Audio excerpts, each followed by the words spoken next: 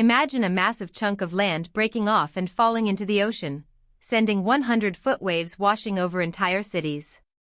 Or a supervolcano erupting, dropping the world's temperature so low that we enter a new ice age. Or perhaps a poisonous monster awakens from beneath the ice, its heat destroying every corner of the world. These are not science fiction stories, but natural threats that can wipe out human life in an instant. Today we will talk about 4 sleeping natural disasters on Earth that have the full potential to destroy the world. According to scientists, the arrival of these natural disasters is confirmed, but when? First, let's talk about the Doomsday Glacier. Its name is Thwaites Glacier, but you'll soon find out why it's called the Doomsday Glacier. We all know that the sea level is rising day by day, creating new problems for humans. But how big the upcoming challenges will be and how much time we have left all depends on this Doomsday Glacier. Located in West Antarctica, this glacier is more than 1 kilometer deep in several places, which is deeper than the height of the Burj Khalifa. Besides being deep, it is spread over 120 kilometers, making it the world's widest glacier. Spread over an area of 192,000 square kilometers, this glacier is so large that it can fit 318 cities like Mumbai or 50 cities like Karachi. For several years, this glacier has been melting much faster than the rest of Antarctica, and it has already increased the sea level by 4%. But the most dangerous thing is its location. Thwaites Glacier is a small part of the entire West Antarctic ice sheet, but its melting poses a risk of melting the entire ice sheet, which could raise sea levels by 3 meters or approximately 10 feet in the coming years. This is because Thwaites Glacier is located right in the middle of the West Antarctic ice sheet. Experts say that the entire West Antarctic ice sheet depends on Thwaites Glacier. If it is not stopped from melting, it will engulf the entire West Antarctica, leading to coastal cities being dominated by seawater. Cities like Mumbai, New York, Jakarta, Bangkok, and Dhaka are at the top of the list. If we look at this animation, this is the Antarctic ice sheet. It is also quite deep in the middle because centuries of snowfall have made it thicker in the middle.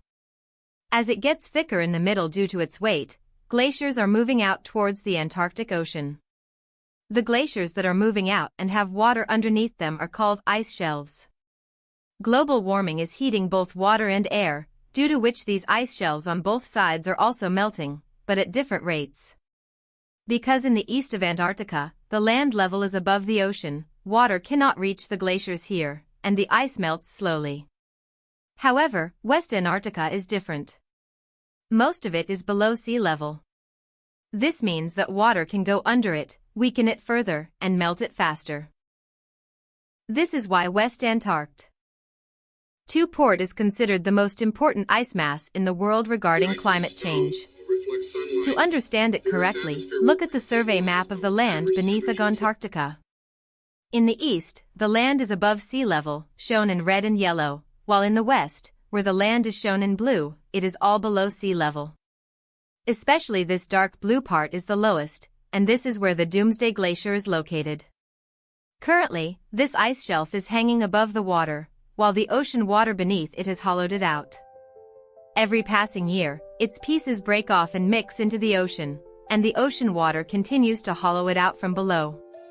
If we talk from 1992 until now, during this period, the ocean water has hollowed it out by 14 kilometers inland.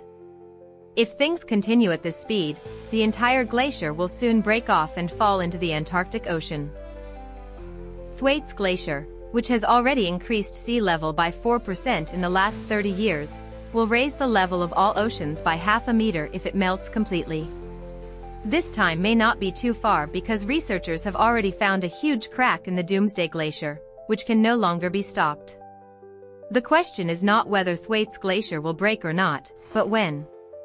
And as you learned earlier, this could invite a huge disaster for the West Antarctic ice sheet. There is no doubt that after this happens, the melting process will also be triggered in this ice sheet, which will raise the ocean level by 3 meters.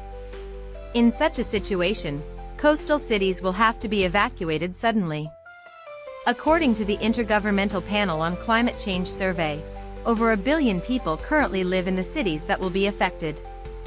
When all those people move to higher areas, there will be a global economic imbalance. In addition, rapid changes in the world's weather will be seen, where dangerous tsunamis, hurricanes, and floods will become very common. Now let's talk about the Yellowstone supervolcano. The Yellowstone supervolcano is located inside Yellowstone National Park in the state of Wyoming, USA. It is an active volcanic system and one of the largest and most dangerous supervolcanoes in the world. Yellowstone is not just a small mountain that can erupt, it is a supervolcano with a huge amount of magma, or molten rock, inside. If it erupts, its effects will not be limited to America, but the entire world will face destruction. Yellowstone is located inside a large caldera, which is approximately 70 kilometers long and 50 kilometers wide. This means it's like a giant crater formed after an ancient volcanic eruption. Experts believe that this supervolcano erupts once every 600,000 to 700,000 years. The last time it erupted was approximately 640,000 years ago, and before that, 1.3 million years ago, and before that, 2.1 million years ago, there was a major explosion. Looking at its past record, it would not be wrong to say that the Yellowstone supervolcano could erupt at any time in the next 60,000 years. If the Yellowstone SUP erupts, its impact will not be limited to one country, but it can easily engulf the entire world. It will destroy any city within a 1,000-kilometer radius in one go. Due to the explosion, it will release volcanic ash and gases like sulfur dioxide into the air, which will change the world's climate. The ash clouds will be so dense that sunlight will not be able to reach the ground for several years, which will cause the Earth's temperature to drop. This phenomenon is called volcanic winter.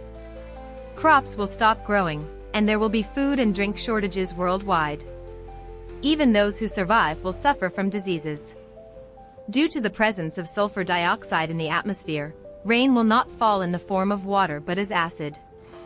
According to reports, if Yellowstone erupts today, at least 70% of the world's population could be wiped out.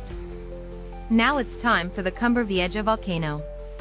700 miles off the northwest coast of Africa are Spain's Canary Islands.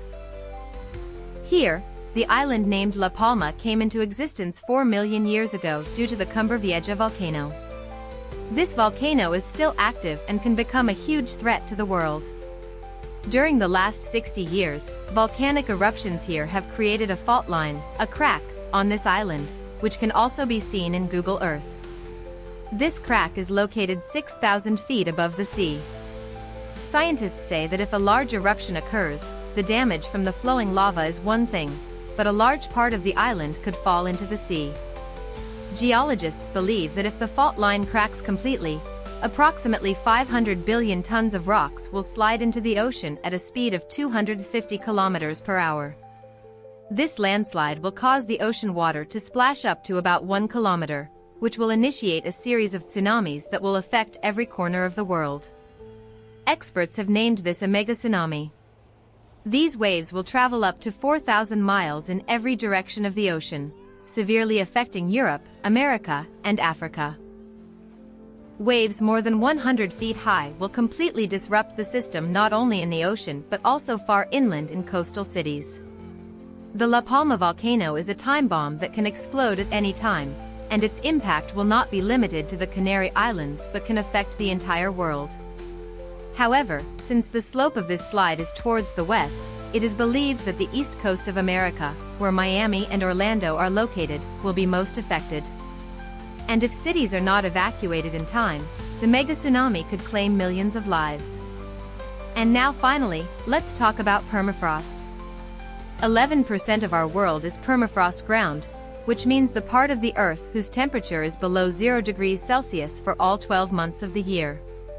Permafrost is mostly found in polar regions, including half of Canada, 2/3 of Russia, and the Tibetan Plateau. Most of this permafrost has been in this condition for millions of years, but not anymore. Above the permafrost layer, there is an active layer that freezes in winter but melts back in summer. Below this layer, the permafrost layer remains below 0 degrees Celsius throughout the year. Because of this, Permafrost acts like a deep freezer. For millions of years, plants, animals, and microorganisms have been frozen and preserved in this permafrost, whose decomposition process does not even begin. But due to global warming, the active layer of permafrost is getting deeper every year, and thousands of years-old animals are emerging from here in the same condition as they were at the time of their death. When permafrost melts, the organic matter contained within it begins to decompose. Bacteria start eating them and release methane gas. Experts believe that the permafrost holds 4 times more carbon than all the pollution in the world today, and it is slowly spreading into the atmosphere. When so many greenhouse gases enter the environment, the world's average temperature will increase by 8 degrees Celsius, which will cause glaciers to melt. The melting of glaciers will disrupt the supply of fresh water in the world, sea levels will rise by 5 meters, and such weather changes will be seen where it will be impossible for humans to live near the equator. Most people think that the melting of permafrost is a future disaster, but in reality, the beginning of this disaster has already happened. Every year, the active layer of permafrost in different parts of the world is getting thicker and thicker. The Batagayka crater in Siberia is living proof of this, formed by the melting of permafrost and the sinking of the ground, and now it is getting bigger every year. If the process of permafrost melting continues in this